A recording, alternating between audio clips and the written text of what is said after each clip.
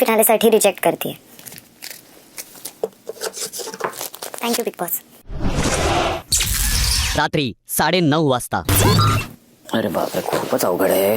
कारण की मला तन्वीच्या काय काय गोष्टी पटत नाहीत. ऑनेस्टली स्पीकिंग थोडंसं फार होलियर दॅन दाव वाटते मला. खूप करेक्ट बिहेवियर करायला जाते, पण कुठतरी मग त्याच्यामध्ये too good to be true कधी वाटते. मग विशालला फिनालेमध्ये बघते. मला एक या स्टेटमध्ये मला थोडंसं कन्फ्युजन आहे मनात. खूप लागलं मला police.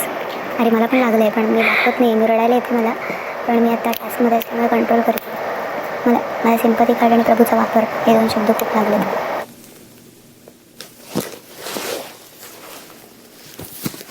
Me ticket to finale रेवाचं reject करतोय. कारण की तन्वी मला स्ट्रॉंग प्लेअर वाटते. तिचा इंडिव्हिज्युअल प्ले होता पहिल्या दिवसापासून. रेवा ती आत्ता आली आहे, सिद्ध करायला अजून तिला वेळ हवा होता बहुतेक. जर्नी तिची पाहिली आणि तन्वीची पाहिली तर तन्वीची journey, Tanvi as a stronger person मला वाटते ती, आणि मला हवं आहे की ती फिनालेमध्ये असावी. देवा पण वाटते, पण ॲक्च्युली एकाचं नाव घ्यायचं आहे. So Tanvi, I will go for Tanvi. तन्वीला तिकीट टू फिनाले देतो. मी आता हे रिजेक्ट हिला करते, रेवाला. मला ती वीक वाटते.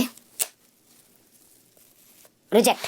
वाईल्ड कार्ड ते असतात, घरचे लोक घाबरतात आणि ती येऊन एका काटा टीम मध्ये बसून गेलीये. तिला सांगावं लागतं, तिला पुश करावं लागतं. मी स्वतः तिला किती पुश केलंय. स्वतःला एकदम वीक समजते. मी एकटी आहे, मी काय करू, मग तू कशाला आली. आणि आताही तिला इतके मुखोटे बाहेर काढायचे होते. तन्वी तर असंच मुखोटा घालून बसलीच आहे. ती बोललीच नाही, ती घाबरली.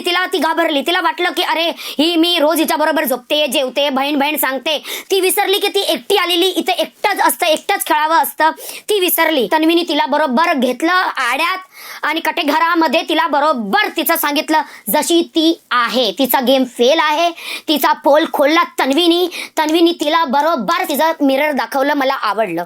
पण रेवा तन्वीला तिचं मिरर दाखवू शकली नाही. भरपूर मुद्दे होते तन्वीचे. स्वतःचा जो चेहरा आहे तन्वीचा ती दाखवतच नाही. भरपूर नाटकं करते, इमोशनल कार्ड खेळते. मला हे लागलं, मला ते लागलं. कधी लागलेलं नसतं, पण तरी दाखवायचं की मला खूप लागलं पण मी खेळणार आहे. असे नाटकं आमच्या समोर खूप येतात.